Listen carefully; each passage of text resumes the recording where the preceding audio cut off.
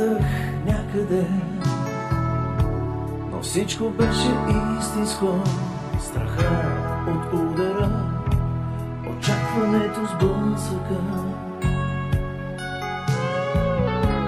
А после кацнах върху мислите и тръгнах по света, нарамил кръста си, като медал върху ревера си на времето. Оглеждах от високо всички улици и виждах рицарите стъпили в стремето на своите мотори с малки плудници.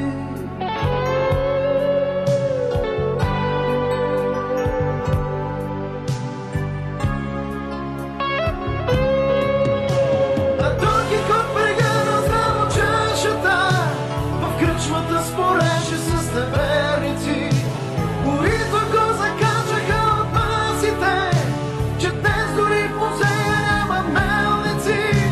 И той загубил седемте доверие.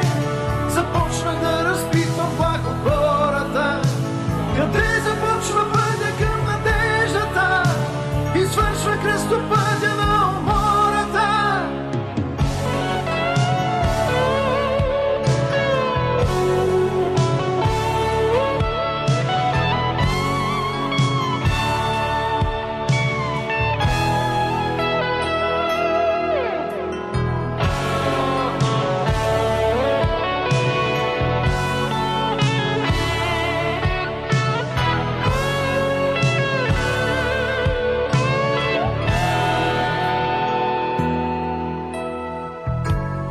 Пропадах някъде,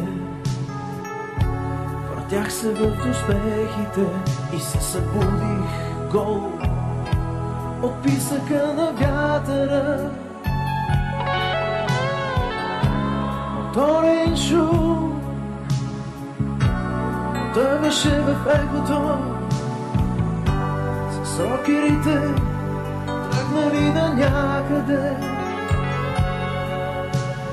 Рокерите тръгнали на някъде, а Дон Кихот прегърнал здраво чашата. В кръчмата спореше с неверници, които го закачаха от масите, че днес дори в музея няма мелници. И той загубил средните доверие. Започнах да разпитвам плак от хората, къде започва пътя към надеждата и свършва кръстопътя на умората. На Дон Кихот прегърнал здраво чашата. В кръчмата спореше с неверници, които го закачаха от масите, че днес дори в музея няма мелници. Пропадах, въртях се в успехите, но се събудих от писъка на вятъра. Моторен шум потъваше в ехото, с рокерите тръгнали на някъде. Пропадах, въртях се в успехите, но се събудих от писъка на вятъра. Моторен шум потъваше в ехото, с рокерите тръгнали на някъде.